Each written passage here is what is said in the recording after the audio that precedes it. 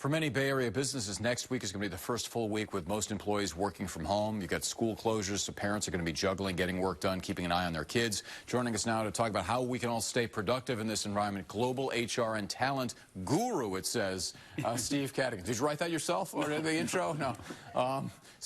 The irony of this as we sat down to talk is that you yourself are trying to figure out what you're going to do with your 3 kids next week, right? That's right. I think like most people in the Bay Area, I was notified last night around 11 that my 3 kids are going to be home with me for the next 3 weeks. And I had no plans for that necessarily. So, I mean, it seems like every day we're facing new realities, you know, having to work from home and now having to have a home daycare or homeschooling, as it were. Right. So, you know, it sounds great on paper, work from home, get your stuff done, but then, you know, Netflix is just a click away. So how do people have the self-discipline to actually work when they're supposed to be working from home? Right. Well, first of all, it's not for everybody, clearly. But the most important thing that I would ask people to think about if they're new to this is really think about building some structure. So the #1 advice that I give people is actually get dressed. Even though you're at home and you may think it's a jammies day, actually people feel more productive when they get dressed for work. So that's, you know, step #1 is go through your routine. And maybe instead of your commute, now you do a workout from home so you can actually benefit and get a little more energy. And then the other thing that a lot of people forget working from home is, you know, we have this chance when we are at the office of running into people all the time in the hallways or on break or at lunch, and you're not going to have the chance to do that now. So I really encourage people to reach out and call people or get on conference calls with people to sort of calibrate and help yourself get focused, because it's easy to get lost if you're on your own. So we have to be a little more intentional now to find ways to communicate with our colleagues that maybe we didn't have to go out of our way to do so much when we had the normal reality of going to the office. Yeah, because otherwise you really drift off into isolation, and that's right. That's another whole problem in terms of productivity. So it's great that we have you here right now, because you were working on doing HR for Cisco in Singapore when SARS broke out. So what did you learn from SARS that we can carry over now?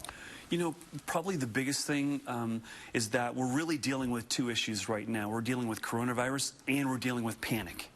And for businesses to really recognize that your workers are not going to be productive unless they feel that their families are taken care of and that their kids are safe, and in this case that their parents are safe.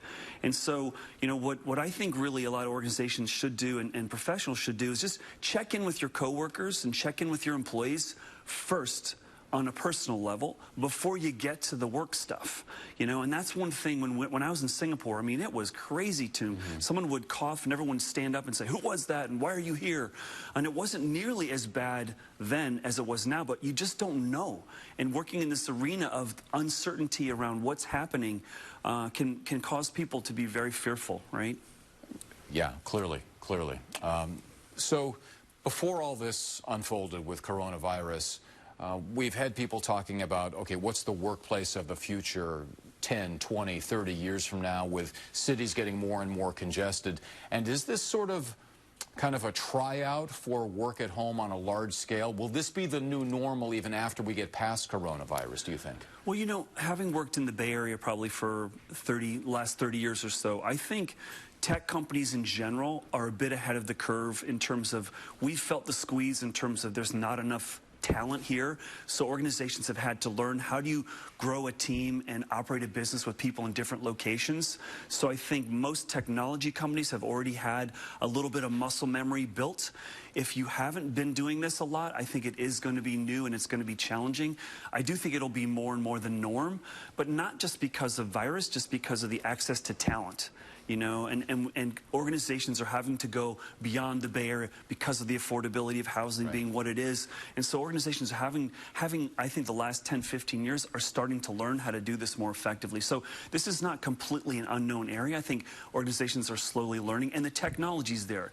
I mean, you can do Zoom for no cost, or Skype, or some of these WebEx tools for almost nothing. All right. Steve, thanks so much for coming in. Appreciate it. Good luck the next 3 weeks with your kids, okay?